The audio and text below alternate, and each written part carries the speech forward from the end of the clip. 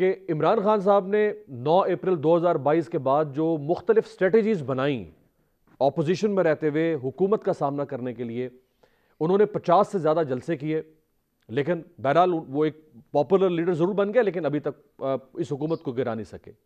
उन्होंने 2 दफ़ा लॉन्ग मार्च किया, वो पॉपुलर लीडर ज़रूर बन गए, लेकिन हुकूमत को गिरा नहीं सके। इंतखाबात मांगते थे, वो उनको नहीं मिल सके।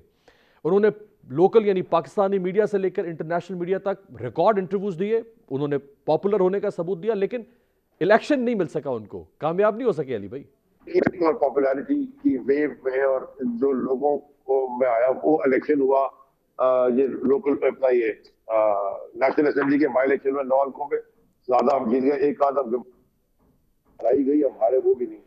तो आपको मेरी आवाज आ रही है? जी जी जी जी जी आ रही है। हेलो। इसी तहरीक के अंदर ही सारा कुछ हुआ।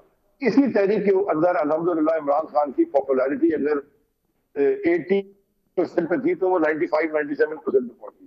देखिए, मैंने आपसे जैसे पहले अर्ज किया, इलेक्शन तो इस मुल्क में होना ही है, जब भी होने, लेकिन हमने जो ये पूरा एक इतनी बड़ी मूवमेंट पाकिस्तान की तारीख में कभी इतनी बड़ी मूवमेंट नहीं आई।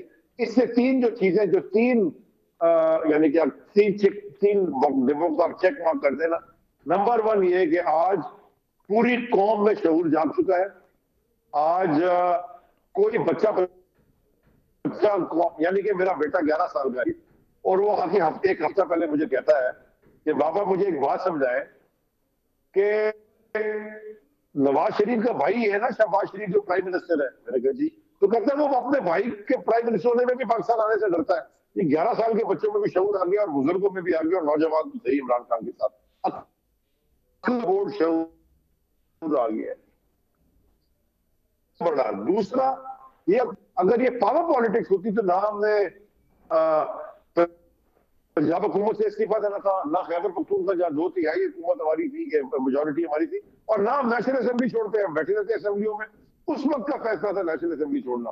वापस आने का फैसला इसलिए है कि हम ये इलेक्शन को फोर्स कराने के लिए गए, लेकिन हम बताना चाहते हैं पूरी कौम को कंसिस्टेंटली कि ये सिर्फ कानून तोड़ते हैं और ये कोई नॉर्म्स नहीं फॉलो करे डेमोक्रेसी के।